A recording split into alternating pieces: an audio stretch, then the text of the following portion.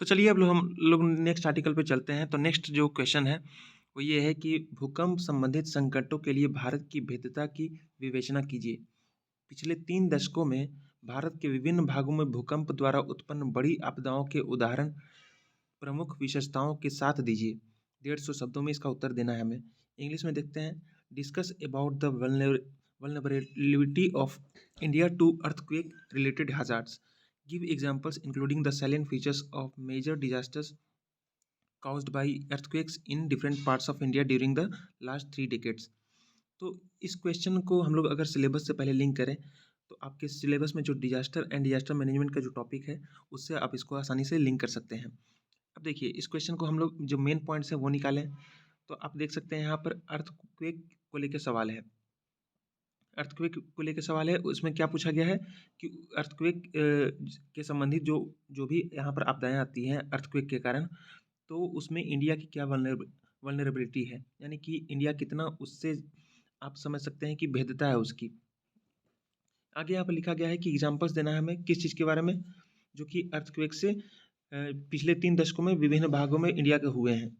तो सबसे पहले हम लोग इस चीज़ को अगर हम लोग एनालाइज करें तो पता चलता है कि जो अर्थक्वेक्स हैं, जैसे कि हमारे जो सिलेबस में ही मेंशन हुआ है डिजास्टर एंड डिजास्टर मैनेजमेंट, अगर इसको और भी ब्रॉड लेवल से अगर इसको डिस्कस करें तो जीएस पेपर 1 का सिलेबस अगर आप लोग देखेंगे तो उसमें आपको ये इस चीज़ को देखने को मिलेगा, जिसमें आपको जो 12वां नंबर जो टॉपिक है सिलेबस में GS1 की बात कर रहा हूँ मैं, तो उसमें important geophysical phenomena such as earthquakes, tsunami, volcanic activity, cyclone ETC, geographical features and their location, changes in critical geographical features including water bodies and ice caps, and in flora and fauna and the effects of such changes। ये आपको GS1 में दिया हुआ है। तो आप ये मत सोचिए कि जो GS3 का सिलेबस है वो सिर्फ GS3 तक ही सीमित रहता है, क्योंकि कई सारे कंपोनेंट्स जो होते हैं वो और भी जो सिलेबस के हिस्से होते हैं, जैसे कि GS2 हो गया या फिर GS1 हो गया, तो वो इंटरलिंक्ड होते हैं। तो आपको इस ब्रॉड पर्सपेक्टिव के साथ क्वेश्चंस को देखना है। तो अब हम जब अपनी मटेरियल को पढ़ेंगे, यानी कि हमारी जो बुक्स हैं, स्टैंडर्ड बुक्स हैं या फिर एनसीईआरटी जो बुक्स हैं, वो अगर अर्थक्वेक के बारे में हम लोग पढ़ेंगे या फिर किसी भी आपदा के बारे में पढ़ेंगे। अर्थक्वेक तो इसमें पूछा गया है, हो सकता है अगली बार सुनामी के बारे में पूछ लिया जाए, हो सकता है कि अगली बार लैंडस्लाइड्स के बारे में पूछ लिया जाए। लैंडस्लाइड के बारे में क्वेश्चन भी आया था कि जो हम हिमालयन अर्थक्वेक्स हैं, सॉरी, हिमालयन जो लैंडस्लाइड्स हैं और जो वेस्टर्न घाट्स में जो लैंडस्लाइड्स होते हैं, उन दोनों में आप अंतर बताइए, ये पूछा गया था। तो इस बस ये ज़रूरी नहीं कि अर्थक्वेक को लेके ही हमें सिलेबस में देखना है या फिर हमारी तैयारी के पैटर्न को देखना है, हमें ये चीज़ भी देखनी है कि उससे रिलेटेड और भी क्या क्वेश्चन बन सकते हैं। अब यहाँ पर अर्थक्वेक के ऊपर है, हो सकता है सुनामी पे आ जाए, लैंडस्लाइड पे आ जाए, या फिर और किसी आपदा पे आ जाए, शायद अकाल पे आ जाए, सूखा पे आ जाए, या फिर वर्षा जहाँ पर ज़्यादा हो रही है उस पे आ जाए। तो ये चीज़ हमें ब्रॉड लेवल पे लेके चलनी है। अब हमें क्या देखना है, अर्थक्वेक रिलेटेड हैजार्ड्स के बारे में ये पूछा है, वल्नरेबिलिटी क्या है इंडिया की। तो इसी संदर्भ में हम लोग ये एज्यूम कर सकते हैं कि अगली बार लैंडस्लाइड के बारे में पूछ लिया जाए कि कौन कौन से जो एरिया है जहाँ पर इंडिया के, वहाँ पे अर्थक्वेक या फिर लैंडस्लाइड या फिर सुनामी के वल्नरेबल है वो, यानी वहाँ पर सबसे ज़्यादा चांसेस है वहाँ आने के। तो इस तरीके से हमें अपनी अप्रोच जो है वो प्रीवियस ईयर क्वेश्चन को देख के डेवलप होती है हमारी।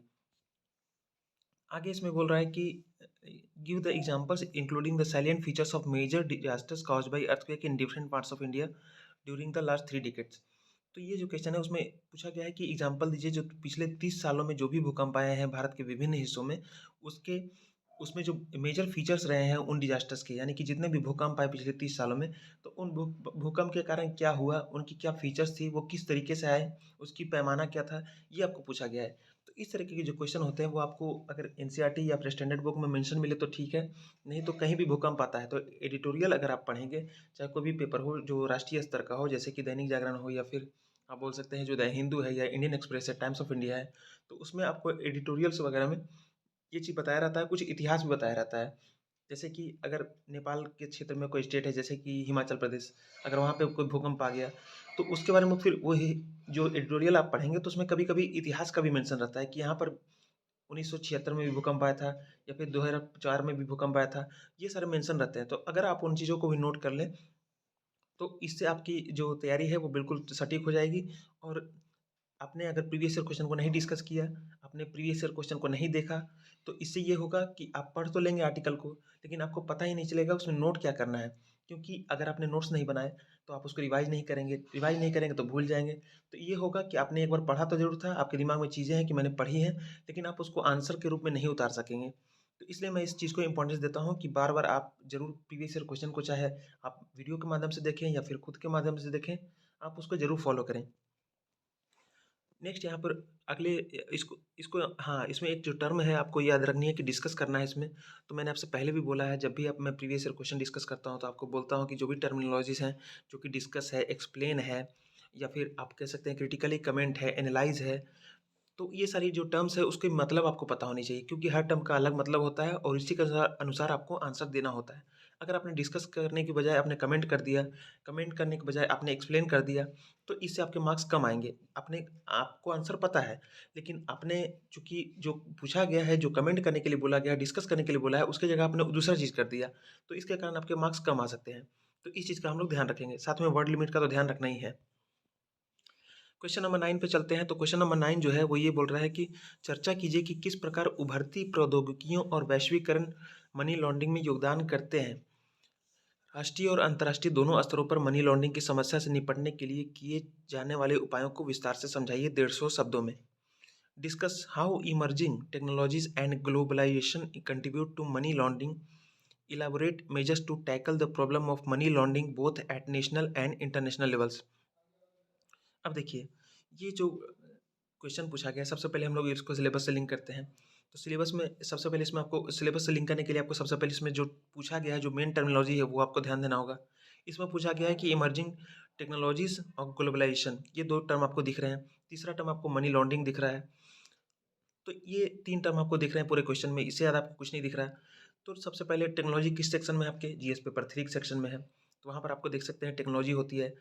ग्लोबलाइजेशन को देखें तो जीएस पेपर 1 में आपको देखने को मिलता है ग्लोबलाइजेशन। फिर मनी लॉन्ड्रिंग है, वो भी जीएस 3 में आपको देखने को मिलता है। मैं आपको सिलेबस में बताता हूँ कि एग्जैक्टली वहाँ पे क्या लिखा हुआ है। तो सबसे पहले ग्लोबलाइजेशन के लिए हम लोग अगर जीएस 1 का अगर सिलेबस देखेंगे तो उसमें आपको देखने को मिलेगा effects of globalisation on Indian society, यानी कि भारतीय समाज पर जो वैश्वीकरण का जो प्रभाव पड़ रहा है, ये आपका जीएस 1 में ये लिखा हुआ है।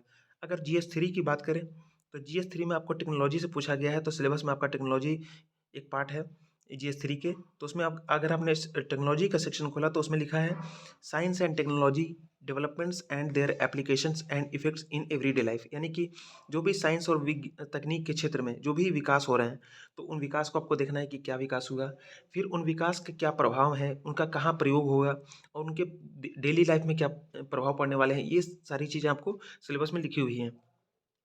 फिर और क्या लिखा हुआ है साइंस एंड टेक्नोलॉजी में?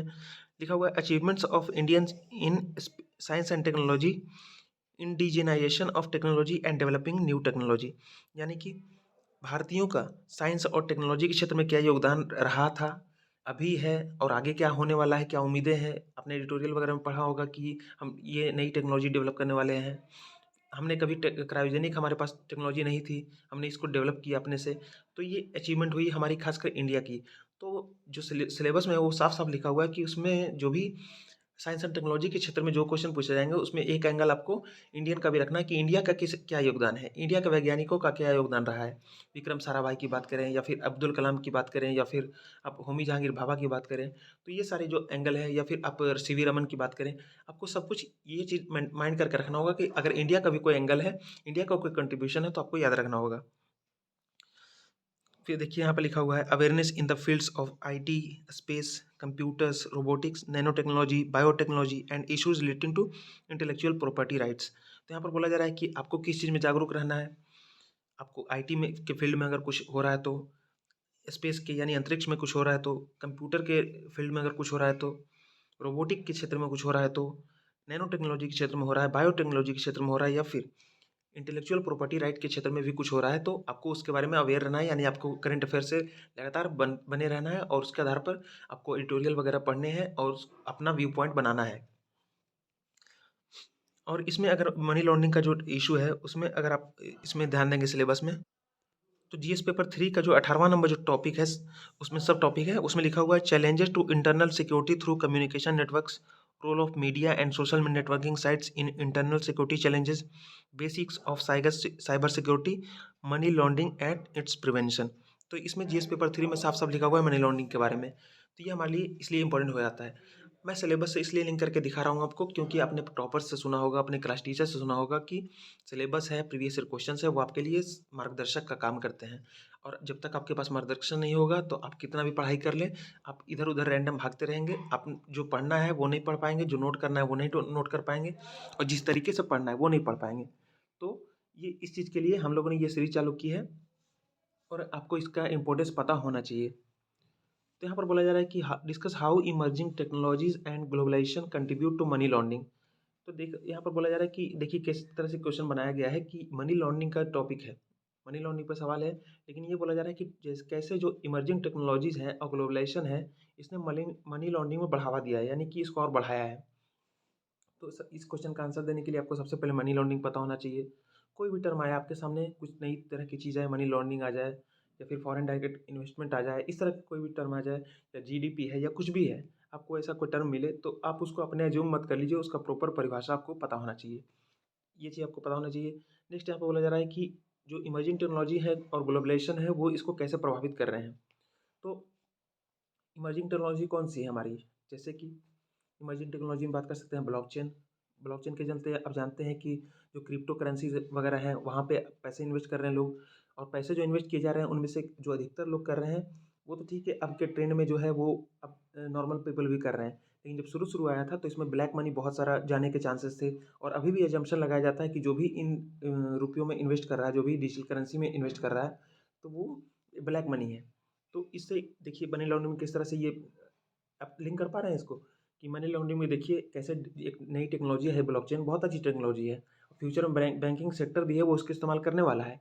लेकिन आप देख सकते हैं कि कैसे ये जो टेक्नोलॉजी है उसका उपयोग क्रिमिनल्स भी कर रहे हैं, और जो भ्रष्टाचारी हैं और जो काला धन रखते हैं वो भी कर रहे हैं। तो ये आपको पॉइंट मिला, और ये जो पॉइंट मैं बता रहा हूँ आपको, मुझे कैसे पता चला, एडिटोरियल पढ़ के। तो प्लीज़ मैं आपको बार बार सजेस्ट कर रहा हूँ, आपको लगता होगा वीडियो में कितना बार ये बोलेगा, लेकिन मैं आपको ये इसका इंपॉर्टेंस बताने की कोशिश कर रहा हूँ कि आप एडिटोरियल ज़रूर पढ़ें, न्यूज़पेपर ज़रूर पढ़ें, और इसको ज़रूर आपको डेली हैबिट में रखना चाहिए, क्योंकि ऐसे भी आपको जनरली अवेयर होना ही है। यूपीएससी का मतलब करंट अफेयर से लगातार जुड़े होना और उसकी समझ होना, यानी करंट अफेयर सिर्फ पढ़ना नहीं, उसको समझना कि आखिर इसके मायने क्या हैं। और वो मायने आपको कैसे पता चलेंगे, प्रीवियस ईयर क्वेश्चन को देख के, कि यूपीएससी आखिर किस तरीके से आपको चाहती है कि पेपर पढ़ें आप, वो यूपीएससी किस तरीके से चाहती है कि आप कोई भी बुक पढ़ें। तो वो आपको प्रीवियस ईयर क्वेश्चन और इंटरव्यू के जो सवाल होते हैं उससे आप अंदाज़ा लगा सकते हैं। नेक्स्ट यहाँ पर ग्लोबलाइजेशन के बारे में बोला जाए कि ग्लोबलाइजेशन कैसे मनी लॉन्ड्रिंग को प्रभावित कर रहा है, तो ये भी आपको एडिटोरियल एनालिसिस करने से ही पता चलेगा, उसमें आते रहते हैं आर्टिकल। नेक्स्ट यहाँ पर बोला जा रहा है कि कौन से जो मेजर्स हैं जो कि मनी लॉन्ड्रिंग की समस्या को इंटरनेशनल और नेशनल लेवल पे सॉल्व करने के लिए उठाने जाए चाहिए, उसको एलोबरेट करें। तो जो भी मेजर्स आपको मिले, जैसे कि करंट अफेयर मटेरियल भी आते हैं कोचिंग्स के, तो मनी लॉन्ड्रिंग का उसमें टॉपिक होता है, तो उसमें मेजर्स वो सजेस्ट करते हैं। तो आपको चाहिए कि वो चीज़ आपको ध्यान में रहे कि हाँ ये इंपॉर्टेंट टॉपिक है, और वो हमें उसको नोट कर लें, उसको रिवाइज करें। नेक्स्ट चलते हैं अगले क्वेश्चन पे। क्वेश्चन नंबर 10 है कि भारत की आंतरिक सुरक्षा को ध्यान में रखते हुए सीमा पार से होने वाले साइबर हमलों के प्रभाव का विश्लेषण कीजिए। साथ ही इन परिष्कृत हमलों के विरुद्ध रक्षात्मक उपायों की चर्चा कीजिए। 150 शब्दों में। Keeping in view India's internal security, analyse the impact of cross border cyber attacks, also discuss defensive measures against those these sophisticated attacks. अब यहाँ पर देखिए आंतरिक सुरक्षा से लेकर सवाल है। हर साल आपको आंतरिक सुरक्षा या फिर भारत की जो सुरक्षा है उसके ऊपर सवाल पूछा ही जाता है। अब इसको सबसे पहले इसमें जो की टर्म्स है वो हम देख लेते हैं। तो आपको इंडिया का इंटरनल सिक्योरिटी यहाँ पर की टर्म मिल रहा है। दूसरा क्या है, क्रॉस बॉर्डर साइबर अटैक आपको मिल रहा है। ये दो टर्म आपको मिल रहे हैं, इसको सिलेबस से लिंक करें तो ये टोटली के टोटली जीएस पेपर 3 के सिलेबस में ही मिल जाएगा। इंटरनल सिक्योरिटी अगर आप देखेंगे तो आप अगर उसको जो 16 से लेके 20 नंबर जो टॉपिक है, सब टॉपिक है, जैसे कि मैं आपको पूरा सिलेबस यहाँ का जो सिक्योरिटी का वो पढ़ के बता रहा हूँ, और मैं ये आपके सामने इसलिए पढ़ता हूँ कि आपको सिलेबस देखने की अलग से ज़रूरत ना पड़े, आप मेरे मुंह से सुन लें, और मैं बिल्कुल धीरे धीरे बोलता हूँ ताकि जो सिलेबस है वो आपको समझ में आए, जो भी मैं बोल रहा हूँ आपके दिमाग में धीरे धीरे वो बैठ जाए।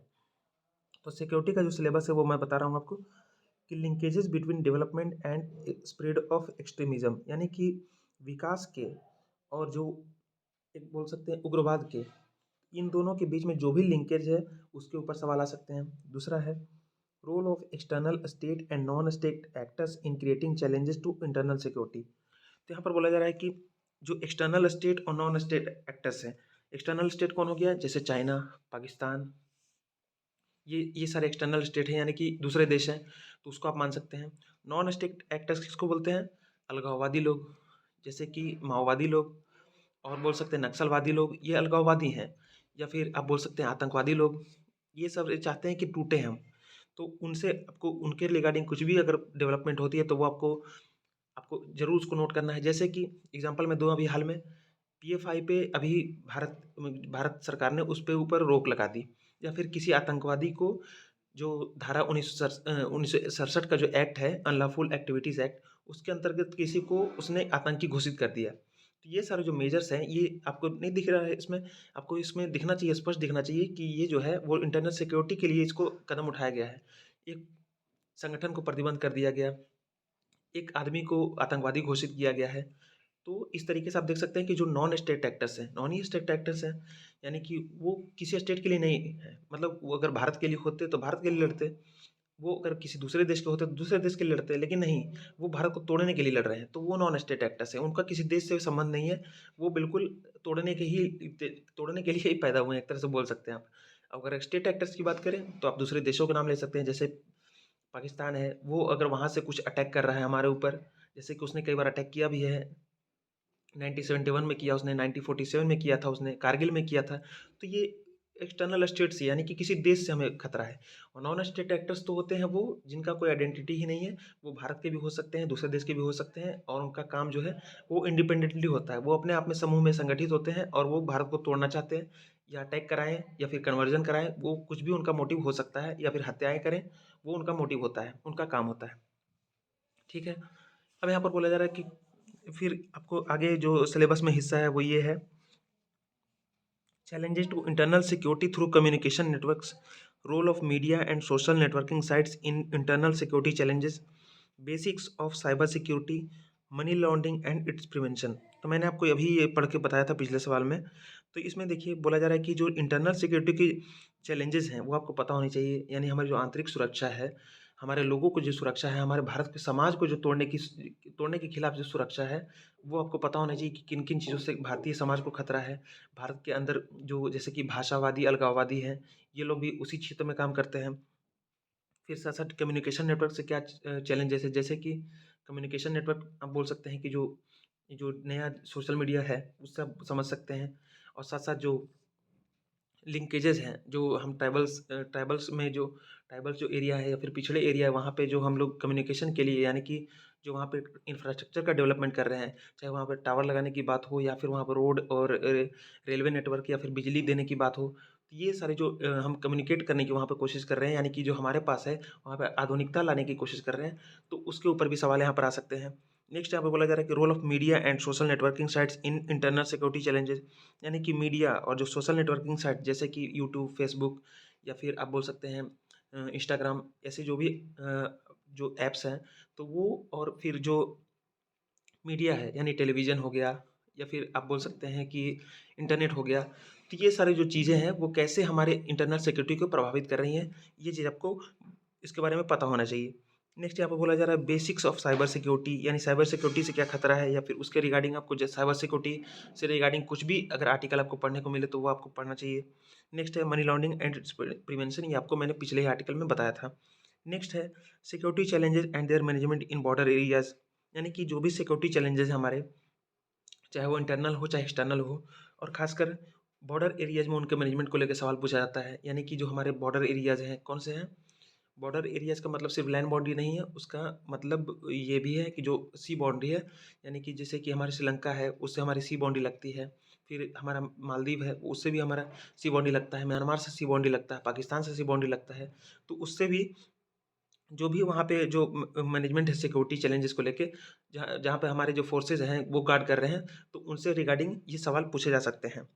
नेक्स्ट है यहाँ पर linkages of organise crime with terrorism, की जो ऑर्गेनाइज क्राइम है, जैसे कि जो लड़का या फिर लड़की है उनको अगवा किया जाता है, उनसे मजदूरी किया जाता है, मजदूरी कराया जाता है, या फिर उनको देह व्यापार में लगाया जाता है, या फिर आप बोल सकते हैं तस्करी कराया जाता है, या फिर हथियारों की तस्करी, जाली नोट, या फिर आप बोल सकते हैं कि एक तरीके से उनसे दूसरे तरीके के नशे का कारोबार हो गया या फिर नशे की तस्करी हो गई, ये सारे जो उल्टे-पुल्टे काम होते हैं जो कि समाज में स्वीकार्य नहीं है, वो सब कराए जाते हैं, तो उसको हम लोग बोलते हैं ऑर्गेनाइज़ क्राइम। और उनका टेररिज़्म से क्या लिंकेज है, क्योंकि ऑर्गेनाइज़ क्राइम जो लोग करते हैं ना, उनका अक्सर जो मोटिव होता है वो देश विरोधी ही होता है, क्योंकि उनका जो अगर उनको उनका इरादा ही सही होता तो फिर सही तरीके से वो पैसा कमाते। लेकिन चूँकि गलत तरीके से पैसा कमा रहे हैं और बहुत ही घटिया कामों से पैसा कमा रहे हैं, तो उनका जो अक्सर जो पैसा होता है, वो जो कमाते हैं, वो ब्लैक मनी होता है और वो उसको व्हाइट मनी में दिखा नहीं सकते कि कहाँ से इनकम किया है, तो बोल तो नहीं सकते कि हमने ड्रग्स की तस्करी करके या हथियारों की तस्करी करके हमने ये काम किया है। तो वो जो पैसा है उनके पास होता है और वो चूँकि गलत-गलत लोगों के साथ जुड़े होते हैं, तो इंटरनेशनल गैंग्स के साथ भी जुड़े होते हैं, तो इसके चलते वो जो पैसा है, वो गलत कामों में ही जाता है और अक्सर जो देश विरोधी जो घटनाएँ होती हैं, उसमें वो फंडिंग करते हैं। जैसे कि कश्मीर में कोई अलगाववादी संगठन है, तो उसको ये लोग फंडिंग दे देंगे, कोई नक्सलवादी है, उसको ये फंडिंग दे देंगे। तो इस तरीके से ये काम होता है। नेक्स्ट यहाँ बोला जा रहा है सबसे लास्ट जो है various security forces and agencies and there mandate. यहाँ पर बोला जा रहा है कि जो भी सिक्योरिटी फोर्सेज हैं और एजेंसीज हैं, उनका क्या मैंडेट है। यानी कि जैसे सीआईएसएफ हो गया, बीएसएफ हो गया, नेशनल इन्वेस्टिगेशन एजेंसी हो गया या सीबीआई हो गया या ईडी हो गया, ये हमारी सुरक्षा एजेंसियां हैं। आपने न्यूज़ में सुना होगा कि ये हमारी सुरक्षा एजेंसी है।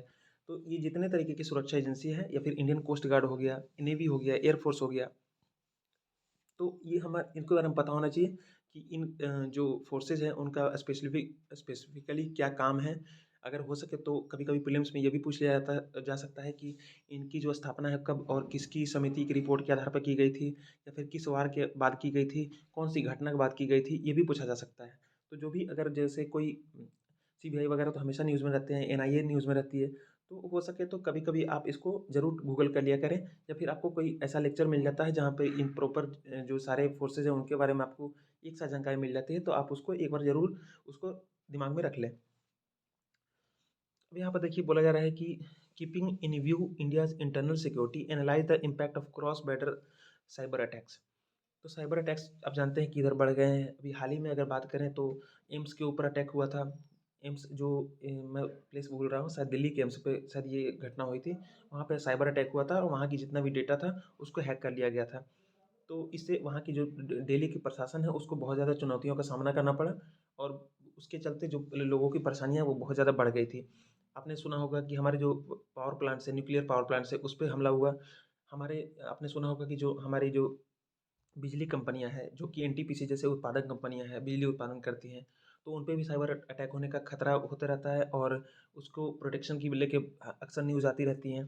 तो आपको इन सारी चीज़ में बिल्कुल सतर्क होना चाहिए कि जो साइबर अटैक है, वो आपके सिलेबस में मेंशन है। मैं एम्फेसिस करके बोल रहा हूँ ये चीज़ कि मेंशन है। मेंशन है इसका मतलब कि जो चीज़ छुपी नहीं रहती जो चीज़ छुपी रहती है, वो तो यूपी से पूछ ही लेती है और आपके सामने तो साइबर अटैक लिख के दिया है उसने, तो आपको उस चीज़ को बिल्कुल सतर्कता से देखना चाहिए।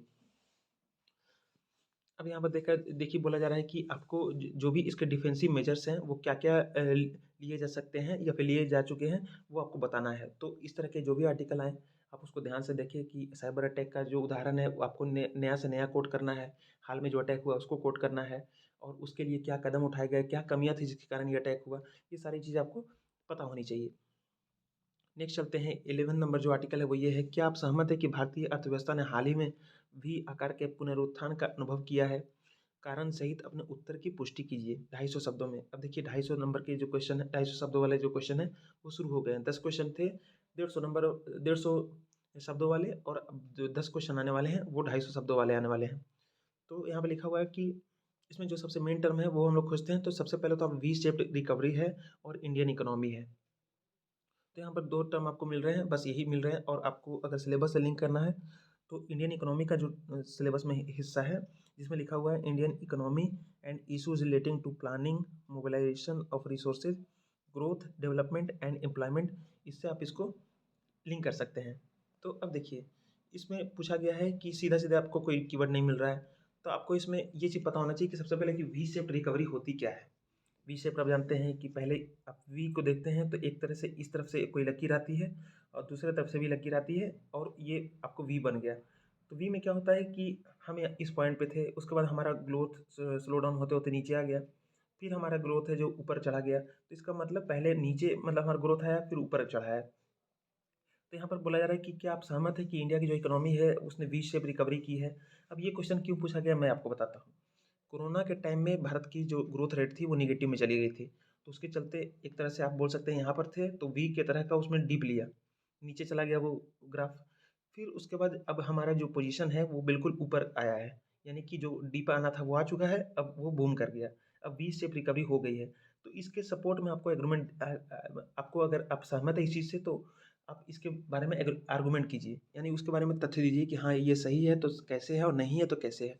क्योंकि आपने अगर न्यूज़पेपर में एडिटोरियल वगैरह पढ़े होंगे तो उसमें अक्सर ये न्यूज़ आया था कि जो इंडिया की जो रिकवरी है वो वी शेप होगी या फिर इस तरीके की होगी, ये बातें की जा रही थी। तो उसके बारे में यूपीएससी ने क्वेश्चन पूछ दिया कि क्या सच में ऐसा था? जो आपने न्यूज़ पढ़ा है क्या सच में ऐसा था? अगर हाँ था तो उसके बारे में आप तथ्य दीजिए, और नहीं था तो कैसे था? उसके बारे में भी तथ्य दीजिए। ये क्वेश्चन सीधा-सीधा पूछा गया यूपीएससी के द्वारा। नेक्स्ट यहाँ पे क्वेश्चन है, तीव्रतर एवं समावेशी आर्थिक समृद्धि के लिए आधारित अवसंरचना में निवेश आवश्यक है। भारतीय अनुभव के परिप्रेक्ष्य में विवेचना कीजिए। 250 शब्दों में। Investment in infrastructure is essential for more rapid and inclusive develop economic growth.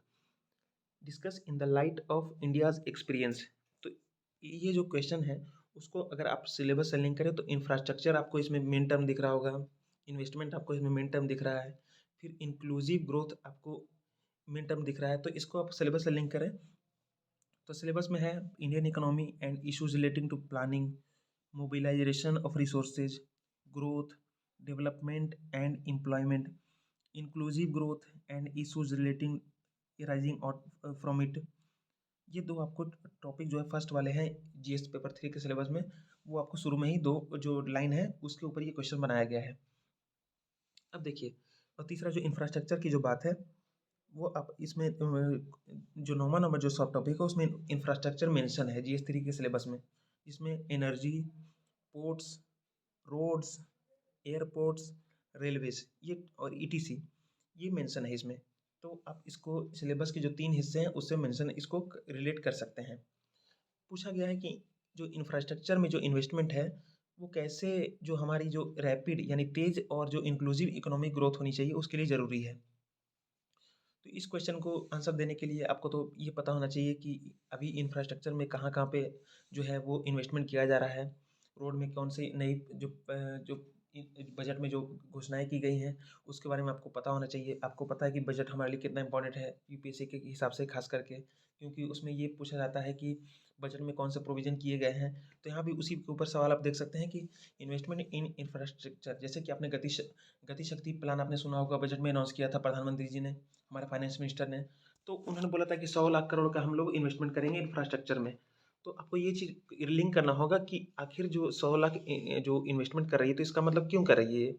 एक तो हमारी तेज़ी से विकास हो तभी तो कर रही है। ऐसा तो नहीं है 100 लाख करोड़ जाके पानी में फेंक दिया उसको। इसका जो उपयोग होगा वो तेज़ ग्रोथ के लिए करने हैं ना, उससे हमारा स्लो डाउन तो नहीं होना है।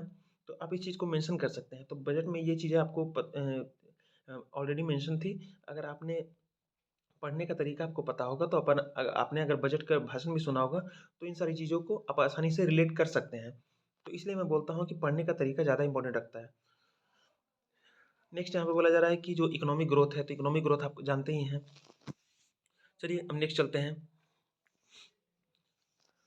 13वां नंबर जो क्वेश्चन है वो ये है, राष्ट्रीय खाद्य सुरक्षा अधिनियम 2013 की मुख्य विशेषताएं क्या हैं?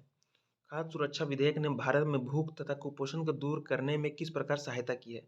250 शब्दों में उत्तर देना है। What are the salient features of the National Food Security Act 2013? How has the Food Security Bill helped in eliminating hunger and malnutrition in India? Answer in 250 words. सबसे पहले हमें क्या देखना है, इसमें आपको की जो पॉइंट्स है वो देखने हैं। जैसे कि यहाँ पर आपको सबसे पहले दिख रहा है नेशनल फूड सिक्योरिटी एक्ट, यहाँ पर मेंशन किया हुआ है, ये हो गया एक चीज़। दूसरा है फूड सिक्योरिटी बिल आपको दिख रहा है यहाँ पे। तीसरा है हंगर और माल न्यूट्रिशन आपको दिख रहा है। तो अगर सिलेबस से लिंक करें, इन टर्म्स को खोजने की कोशिश करें सिलेबस में, तो आपको सिलेबस में मिलेगा सिलेबस का जो 5वां सब टॉपिक है जिसमें मैं पढ़ के बता रहा हूँ आपको कि issues related to direct and indirect farm subsidies and minimum support prices, public distribution system, objectives, functioning limitations, revamping, issues of buffer stocks and food security, technology missions, economics of animal rearing. तो इस चीज़ से आप इसको link कर सकते हैं। साथ साथ जो हंगर और मेल न्यूट्रिशन का जो टॉपिक है, अगर आप जीएस पेपर 2 को खोजेंगे तो जीएस पेपर 2 में आपको ये चीज़ मिल जाएगी, जहाँ पर अगर आपने जीएस पेपर 2 में जो टॉपिक नंबर 14 देखा तो वहाँ पे लिखा हुआ है issues relating to poverty and hunger, तो जीएस पेपर 2 से भी इसको लिंक किया जा सकता है। साथ साथ जो जीएस 1 का जो सिलेबस है उससे भी आपको ये लिंक आप कर सकते हैं इसको, जहाँ पे आपको देखने को मिलता है जो जीएस पेपर 1 का जो सिलेबस है पॉवर्टी एंड डेवलपमेंटल इश्यूज, तो उससे भी आप इस चीज़ को लिंक कर सकते हैं। यानी कि 3-3 जो सिलेबस है जीएस के, जीएस पेपर 1, 2, 3 तीनों से ये क्वेश्चन आप उसको रिलेट कर सकते हैं। तो ये मत सोचिएगा कि बिल्कुल एक ही, जो अगर जीएस पेपर 3 में पूछा गया तो सिर्फ जीएस पेपर 3 तक सीमित है ये, नहीं। यूपीएससी का मतलब कि किसी भी पार्ट से उसको लिंक किया जा सकता है और यही इसकी खूबसूरती भी है। तो हमें इस क्वेश्चन का आंसर देने के लिए क्या पता होना चाहिए कि नेशनल फूड सिक्योरिटी एक्ट 2013 पहले है क्या? तो इस चीज़ को हमें कैसे पता चलेगा? अब देखिए सिलेबस में हमारे मेंशन है फूड सिक्योरिटी, बफर स्टॉक, ये आपको पता है। तो उस हिसाब से ये जो नेशनल फूड सिक्योरिटी एक्ट है ना, उसका बेस है। यानी कि जो भी फूड सिक्योरिटी की बात होती है हमारे जो देश में, हम जो गरीबों को अनाज देते हैं, 2 रुपए किलो पे गेहूँ देते हैं, 3 रुपए पे चावल देते हैं, तो वो जो प्रोविज़न किया गया है इसी एक्ट के अंतर्गत किया गया है। आप सोच सकते हैं कितना बड़ा ये स्कीम है कि आपको हर महीने आपको 5 किलो गेहूँ चावल मिलता है और इतनी कम कीमत पर मिलता है, और वो भी आज से नहीं 2013 से ही मिल रहा है ये। और कोविड के टाइम में तो 2 साल तक फ्री भी कर दिया गया था इसको। तो आप सोच सकते हैं जो 80 करोड़ लगभग जो जनता है, मोदी जी की मैं मन की बात सुन रहा था तो उसमें बोला था उन्होंने कि 80 करोड़ परिवारों को 2 साल से वो फ्री राशन दे रहे हैं। तो आप समझ सकते हैं कि 80 करोड़ लोगों को लगभग-लगभग इतनी कम कीमत पर या फिर फ्री में अनाज देना कितनी बड़ी बात है। और अगर ये चीज़ हटा लिया जाए, तो आप समझ सकते हैं कितनी बड़ी पॉपुलेशन को अपनी बेसिक नेसेसिटी के लिए कितना ज़्यादा खर्च करना पड़ेगा। जैसे कि ₹2 ₹3 किलो चावल मिल रहा है। अगर आप मार्केट में जाते हो तो कैसे मिलता है चावल या दाल, या फिर आप बोल सकते हैं चावल-दाल नहीं बोल सकते, चावल और गेहूँ की बात होती है। तो चावल और गेहूँ की क्या कीमत है, ₹30-35 किलो। तो आप समझ सकते हैं कि जो डेली की चीज़ है, 3-3 टाइम खाते हैं लोग, और वो डेली की चीज़ है और जिसकी दिहाड़ी मज़दूरी आप समझ सकते हैं कि जो 200-300 रिक्शा कमा के चला रहा है या फिर रेहड़ी पटरी लगा के चला रहा है, तो उसके लिए कितना बड़ा बोझ होगा। अब जो 100-200 उसको बच रहे हैं आटा चावल में, वो उसका दूसरा उपयोग कर सकता है या फिर मेडिसिन खरीद ले या फिर बच्चों की पढ़ाई में इन्वेस्ट कर दे। तो आप समझ सकते हैं कि कितना बड़ा रोल ये अकेला एक्ट एक हमारी जो सोसाइटी है उसमें कंट्रीब्यूट कर रहा है। तो इसके बारे में हमें जानना ही चाहिए, और ये जो एक्ट है वो अक्सर न्यूज़ में आता रहता है, क्योंकि अक्सर कहीं पे बेनिफिशियरीज़ को लेके न्यूज़ आती रहती है कि यहाँ पे बेनिफिशियरीज़ का अच्छे से पहचान नहीं किया गया है, बोगस जो है राशन कार्ड होल्डर्स मिले हैं, या फिर आधार कार्ड के आने से इतने सारे जो बोगस वोटर्स हैं, बोगस जो राशन कार्ड होल्डर्स हैं उनको हटाया गया है। तो ये एक्ट अक्सर न्यूज़ में आता रहता है, और साथ-साथ जो बजट सेशन वगैरह होते हैं और जो दूसरे सेशंस होते हैं पार्लियामेंट के, उसमें जो हमारी फाइनेंस मिनिस्ट्री है या फिर एग्रीकल्चर मिनिस्टर हैं, वो अक्सर आंकड़े देते रहते हैं कि इतने महीनों में हमारे पास इतना बफर स्टॉक है गेहूँ का, इतने चावल का स्टॉक है, हमने एमएसपी को इतना बढ़ाया है, इतना घटाया है। तो आपको इन सारी चीज़ों के बारे में पता होना चाहिए, और ये आपको कोई ज़रूरी नहीं है कि आप संसद के जो संसद टीवी है उसी में आपको मिलेगा। आप अगर एडिटोरियल वगैरह पढ़ रहे हो या फिर अपनी जो अखबार है वो पढ़ रहे हो, तो वो उसमें भी आंकड़े दिए रहते हैं। बस आपको तरीका पता होना चाहिए और क्या पढ़ना है ये पता होना चाहिए। नेक्स्ट यहाँ पे बोला जा रहा है कि फूड सिक्योरिटी बिल ने कैसे हमारे देश में जो भूखमरी है और जो भूख है और जो मालन्यूट्रिशन है उसको दूर करने में मदद की है।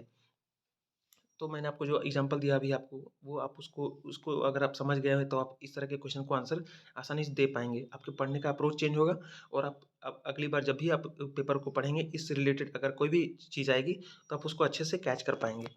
नेक्स्ट चलते हैं, अगला जो क्वेश्चन है वो ये है, फसल विविधता के समक्ष मौजूदा चुनौतियाँ क्या हैं?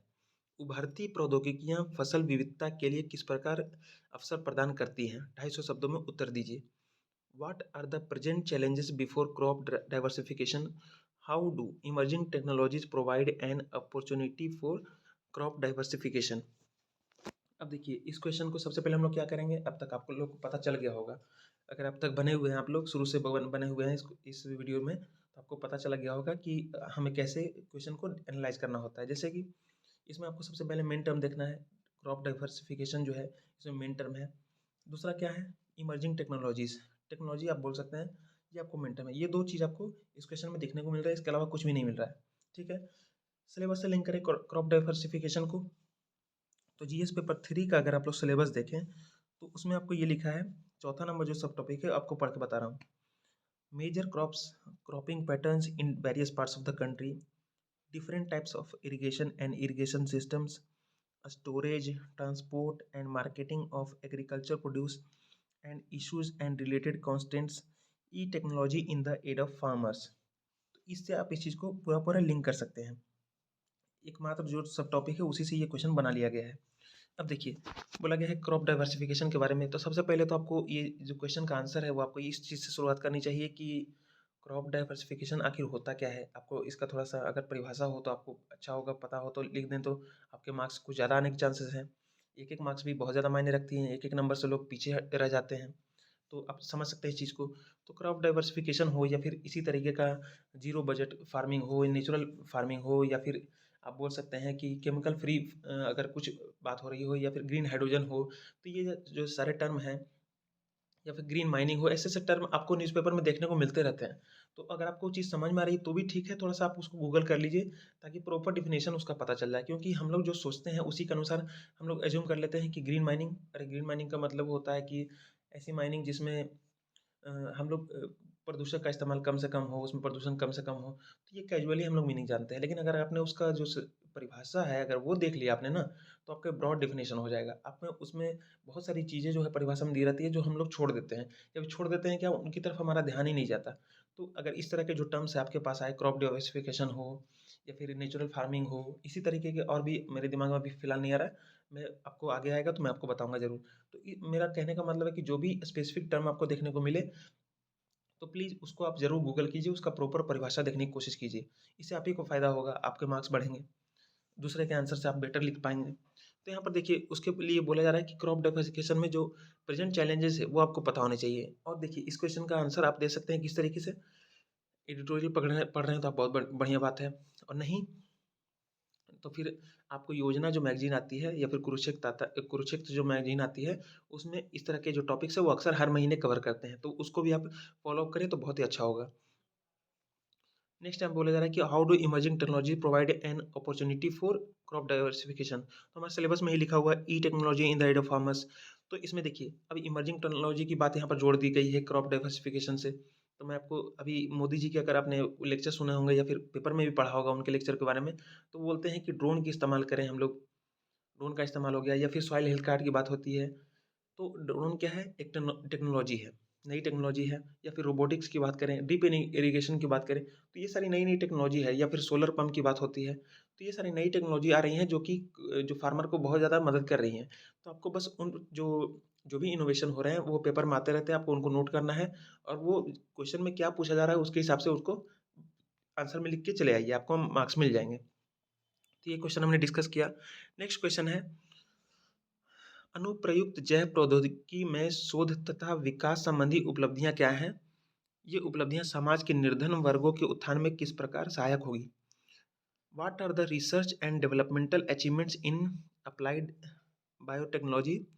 How will these achievements help to uplift the poorer sections of the society?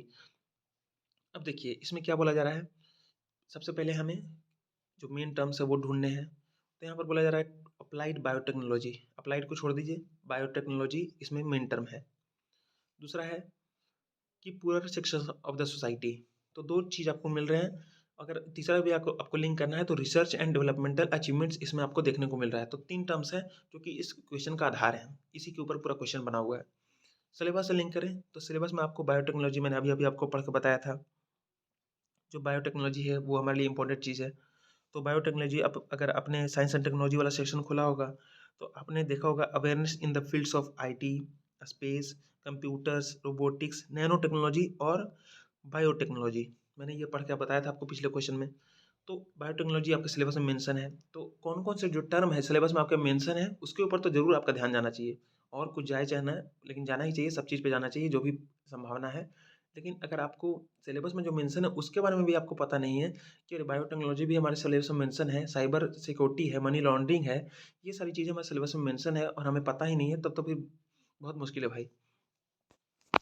Next यहाँ पे बोला जा रहा है क्या कि जो poor section of the society, तो मैंने आपको बताया था जीएस पेपर 1 में भी इसका हिस्सा है जिसमें बोला गया है कि जो पॉपुलेशन का नहीं, पॉवर्टी एंड डेवलपमेंटल इश्यूज, आपको मैंने अभी वही बताया था पिछले क्वेश्चन में कि जीएस पेपर 1 में मेंशन है।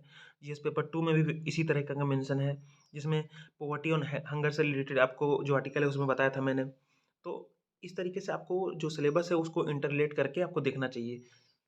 अब देखिए यहाँ पर बोला जा रहा है कि जो रिसर्च और डेवलपमेंटल अचीवमेंट्स हैं हमारी जो अप्लाइड बायोटेक्नोलॉजी में, वो क्या-क्या हो रही हैं। तो हमें पता होना चाहिए, जैसे कि बायोटेक्नोलॉजी की बात करें तो आप जीएम क्रॉप्स का नाम सुना होगा आपने। जीएम क्रॉप्स जैसे जीएम मस्टर्ड, जो बीटी ब्रिंजल आपने सुना होगा नाम, तो ये बायोटेक्नोलॉजी ही है। और भी बायोटेक्नोलॉजी की बात करें तो कई जगह वर्टिकल फार्मिंग की जाती है, जहाँ पे छतों पे ये सारे काम किए जाते हैं।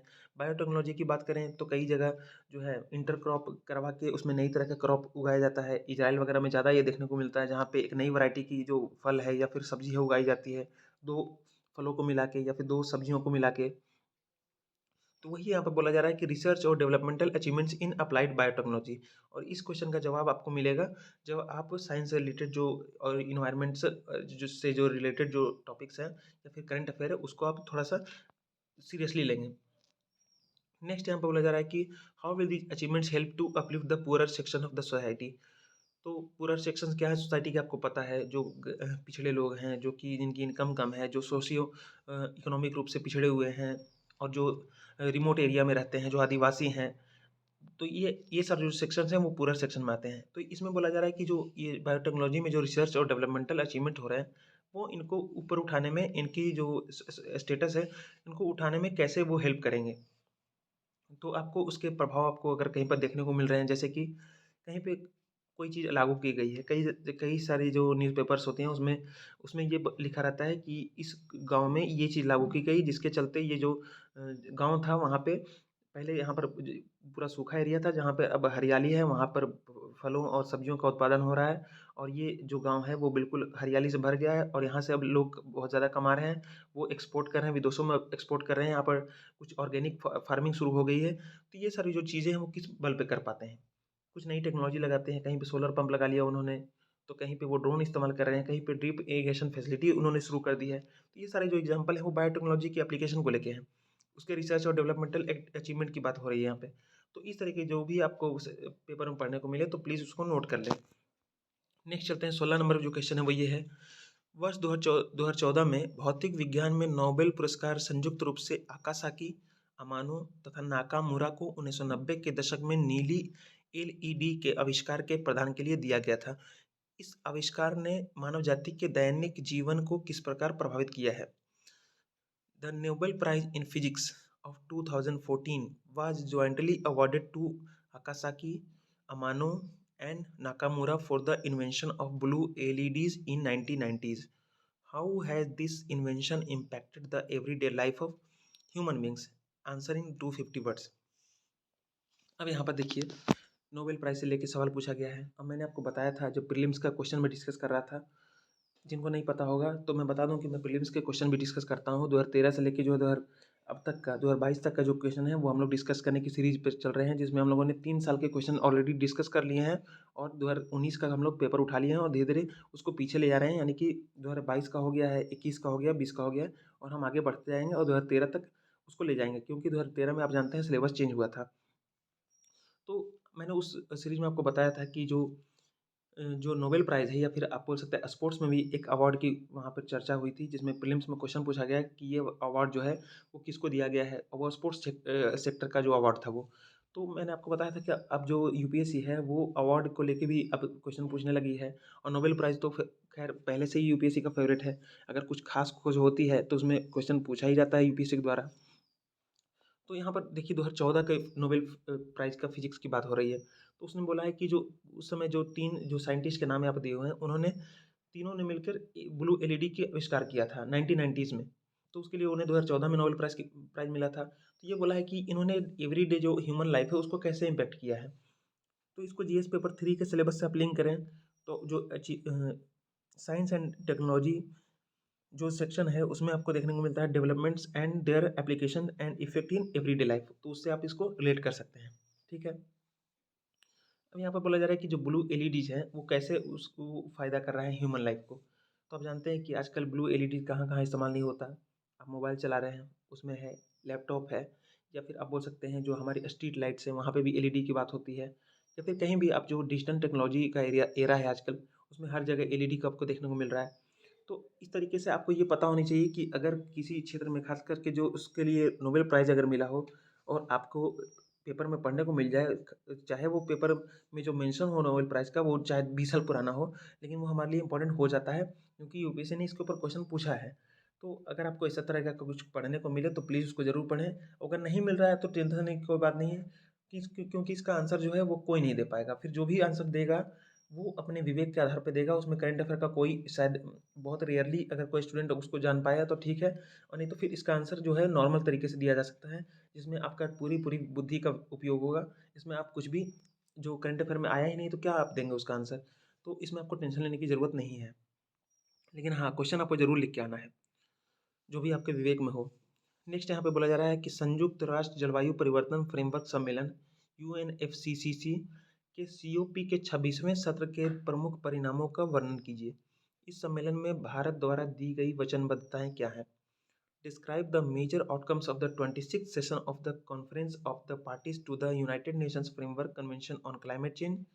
What are the commitments made by India in this conference? Answer in 250 words. तो 15 नंबर का ये क्वेश्चन है। तो सबसे पहले इसमें जो मेन टर्म्स है वो ढूंढ लेते हैं हम लोग। तो यहाँ पर आपको सीओपी दिख रहा है, दूसरा दिख रहा है यूएनएफसीसीसी, तीसरा दिख रहा है कमिटमेंट मेड बाय इंडिया। ये 3 टर्म आपको दिख रहे हैं। तो आपको तो सबसे पहले आपको ये पता होना चाहिए, अगर आप नए तैयारी कर रहे हैं तो आपको शायद इसमें थोड़ा दिक्कत होगी कि सीओपी क्या है या फिर यूएनएफसीसी क्या है। लेकिन अगर आप 2-3 सालों से तैयारी कर रहे हैं तो आपको ये चीज़ आराम से पता होगी। अगर आप सीरियस या फिर आप सीरियसली अपने इसको चीज़ को पता आपने किया होगा, आपने अच्छे से पढ़ाई पर ध्यान दिया होगा, बिल्कुल न्यूज़पेपर को आप फॉलो कर रहे होंगे, तो ये चीज़ आपको बिल्कुल पता होगी। नेक्स्ट यहाँ पे बोला जा रहा है कि इंडिया ने इसमें क्या कमिटमेंट किए। तो इसके ऊपर बहुत ही ज़्यादा जब ये सम्मेलन हो रहा था तो उसमें इंडिया ने बहुत ही एम्बिशियस टारगेट अपने लिए सेट किए थे। और इसके रिगार्डिंग मैं आपको बता दूं, आपको बिल्कुल आपके दिमाग में बैठ जाना चाहिए ये बात कि इसके रिगार्डिंग 1-2 महीने पूरे एडिटोरियल से भरे हुए थे पेपर। एडिटोरियल ही नहीं, आप बोल सकते हैं कि जो एक सेक्शन है न्यूज़पेपर का वो डेली आता था इस पे कि अभी इसकी मीटिंग होने वाली है, और जब हो रही थी तब भी हो रहा था, और जो उसके परिणाम हो चुके थे यानी वो जब मीटिंग खत्म हो गई थी सीओपी की तब भी उसके बारे में आर्टिकल्स और न्यूज़पेपर में जो एडिटोरियल है वो आते जा रहे थे, और खासकर उसमें इंडिया के कंट्रीब्यूशन को लेकर बात हो रही थी। तो मैं इसलिए आपको बोलता हूँ कि न्यूज़पेपर आप ज़रूर इसको अच्छे से और बिल्कुल टू द पॉइंट पढ़ें ताकि आपके ये काम आ सके। आपकी नॉलेज तो बढ़ेगी, आपकी यूपीएससी के मार्क्स भी बढ़ेंगे। आप ये मत सोचिए कि जो करंट अफेयर मटेरियल है उससे हो जाएगा कम। बहुत सारे टॉपर्स से बोलते हैं तो शायद वो लकी रहे होंगे, लेकिन अगर आपको सच में अपनी अंडरस्टैंडिंग बढ़ानी है और खासकर जो अब यूपीएससी जितना डायनामिक हो जा रहा है, हो सकता है उस समय में उतना डायनामिक नहीं रहा हो, लेकिन आजकल के क्षेत्र में आजकल की बात करें तो जिस तरीके से यूपीएससी की जो विविधताएं हैं वो बढ़ रही हैं और क्वेश्चन पूछने का तरीका जो बदल रहा है ना, उसके उसके रिगार्डिंग मैं ये कहूँगा कि जो जिसने करंट अफेयर को डेली फॉलो किया हो न्यूज़पेपर से या फिर न्यूज़ चैनलों से, न्यूज़ चैनलों की बात कर रहा हूँ तो मैं डीडी न्यूज़ और जो ऑल इंडिया रेडियो के समाचार होते हैं इस तरह के न्यूज़ चैनल की बात कर रहा हूँ। मैं आज तक या फिर एबीपी या फिर इस तरह की न्यूज़ चैनल की बात नहीं कर रहा हूँ। तो जो ऑफिशियल चैनल है सरकार के उसकी बात कर रहा हूँ मैं। तो अगर जिसने भी ये चीज़ फॉलो की होगी तो उनको इन चीज़ों के बारे में अच्छे से पता होगा, वो इस चीज़ का जो आंसर है वो आसानी से दे पाएंगे। बिल्कुल स्ट्रेट फॉरवर्ड क्वेश्चन है, इसमें कुछ भी आपको देखने को नहीं मिल रहा है ऐसा कुछ जो कि हम कुछ दिमाग लगाना पड़े इसमें। अगर आपने उसको अच्छे से फॉलो किया होगा तो बिल्कुल इसका आंसर आप बिल्कुल टू द पॉइंट एक एक पॉइंट में लिख के आ सकते हैं। 18 नंबर क्वेश्चन है कि भूस्खलन के विभिन्न कारणों और प्रभावों का वर्णन कीजिए। राष्ट्रीय भूस्खलन जोखिम प्रबंधन रणनीति के प्रमुख घटकों का उल्लेख कीजिए। Describe the various causes and the effects of landslides. Mention the important components of the national landslide risk management strategy. अब देखिए, सबसे पहले हम इस क्वेश्चन के जो मेन पॉइंट्स है वो देख लेते हैं। तो लैंडस्लाइड आपको दिख रहा है इसमें, दूसरा क्या दिख रहा है, national landslide risk management strategy, ये 2 चीज़ आपको दिख रहे हैं। तो लैंडस्लाइड की जो बात है वो आप जीएस पेपर 1 में आप इसको जो लिंक कर सकते हैं, जिसमें सुनामी, अर्थक्वेक्स, लैंडस्लाइड इसका मेंशन है। फिर नेक्स्ट आपको जो जीएस पेपर 3 का ये सवाल है तो वहाँ से आप अगर इसको लिंक करेंगे तो ये आपको जो डिजास्टर एंड डिजास्टर मैनेजमेंट का जो है उससे आप इसको लिंक कर सकते हैं। पूछा क्या गया है, describe the various causes and effects of landslides. आप जानते हैं कि हर साल हमारे देश में कभी वेस्टर्न घाट में हो जाते हैं, कभी हिमालयन में हो जाते हैं, हमेशा लैंडस्लाइड होते रहते हैं। तो इसके ऊपर सवाल पूछा गया है तो ये कोई अचंभव करने वाली बात नहीं है, बिल्कुल अच्छा किया है यूपीएससी ने। अब ये पूछा गया उसके कारण क्या है, परिणाम क्या है। फिर से मैं आपको याद दिलाना चाहूँगा, न्यूज़पेपर में इसके लिए जब भी लैंडस्लाइड होते हैं तो उसके कारण और परिणाम अच्छे से उसमें मेंशन किया होता है, उसके जो एडिटर वगैरह होते हैं वो करते हैं इस चीज़ को, तो प्लीज़ उसको फॉलो कीजिए। नेक्स्ट यहाँ बोला जा रहा है कि national landslide risk management strategy के इंपॉर्टेंट कंपोनेंट्स के बारे में बताएं। तो मैंने आपको पिछले भी मैंने जब प्रीवियस क्वेश्चन डिस्कस किए थे इस तरह के, तो मैंने आपको बताया था कि जैसे कि इंडिया में कोई गाइडलाइन जारी कर रहा है, सुप्रीम कोर्ट कोई जजमेंट दे रहा है किसी खास चीज़ में, या फिर जो होम मिनिस्ट्री है या फिर डिफेंस मिनिस्ट्री है कोई गाइडलाइन जारी कर रही है, या फिर कोई जैसे मैंने अभी आपको नाम लिया, एनडीआरएफ कोई गाइडलाइन जारी कर रही है, इंडियन कोस्ट गार्ड कोई गाइडलाइन जारी कर रही है, तो प्लीज़ आप उस चीज़ को देखें कि वो गाइडलाइन कितनी ज़्यादा इंपॉर्टेंट है। अब लैंडस्लाइड हर साल होते हैं, उससे हज़ारों लोग लाखों लोग प्रभावित होते हैं। तो उसके रिगार्डिंग अगर कोई गाइडलाइन जारी की जा रही है और अगर उस गाइडलाइन का पालन होता है, तो उन लाखों लोगों को इसके दुष्प्रभाव से बचाया जा सकता है। प्रॉपर्टी का नुकसान होने से बचाया जा सकता है, फिर लैंडस्लाइड ना हो उसके लिए उपाय किए जा सकते हैं, जो हो चुका है उसकी भरपाई के लिए कैसे जल्द से जल्द प्लानिंग की जा सकती है, कौन-कौन से मेजर उठाए जा सकते हैं, ये सारी चीज़ें आपको देखने को मिल जाएगी। नेक्स्ट चलते हैं। 19वां नंबर क्वेश्चन है कि भारत की आंतरिक सुरक्षा के लिए बाह्य राज्य और गैर राज्य कारकों द्वारा प्रस्तुत बहुआयामी चुनौतियों का विश्लेषण कीजिए। इन संकटों का मुकाबला करने के लिए आवश्यक उपायों की भी चर्चा कीजिए। तो यहाँ पर बोला जा रहा है कि analyse the multi dimensional challenges posed by external state and non state actors to the internal security of India. Also discuss measures required to be taken to combat this threats. Answer in 250 words. तो यहाँ पर ये बोला जा रहा है, ये बिल्कुल अपने इसका जो मेन टर्म्स आप देखेंगे तो इसमें आपको एक्सटर्नल स्टेट और नॉन स्टेट एक्टर्स मिल रहे हैं। कुछ याद आया आपको? मैंने इसी इसी लेक्चर में आपको बताया था, अगर आपने ध्यान से सुन रहे होंगे तो एक्सटर्नल स्टेट और नॉन स्टेट एक्टर्स हैं, वो बिल्कुल सिलेबस में मेंशन है कि role of external state and non state actors in creating challenges to our security, ये मेंशन है। और देखिए उसी के ऊपर डायरेक्ट क्वेश्चन ही पूछ लिया गया है, मतलब वहाँ से टर्म उठाया और क्वेश्चन पूछ लिया गया है। उसमें ऐड क्या किया है इन्होंने कि मल्टी डायमेंशनल चैलेंजेस। अब एक्सटर्नल स्टेट और नॉन स्टेट एक्टर्स हैं, उनके ऊपर सवाल है, इंटरनल सिक्योरिटी के ऊपर इंडिया सवाल है, और वो किस तरीके से चैलेंज प्रस्तुत करते हैं, यानी कि जो अलगाववादी हैं, नक्सलवादी हैं, किन विभिन्न विभिन्न तरीकों से भारत की सिक्योरिटी को प्रभावित करते हैं। जैसे कि वो हत्याएं करते हैं, वो जो कमज़ोर तबके के लोग हैं वहाँ पे से जाके मनी एक्सटॉर्शन करते हैं, वहाँ पे डकैती करते हैं या फिर चोरी करते हैं या फिर वहाँ पर हत्याएं करते हैं। वहाँ पे वो एक ख़ास तरीके के कानून लागू कर देते हैं, अपने कानून।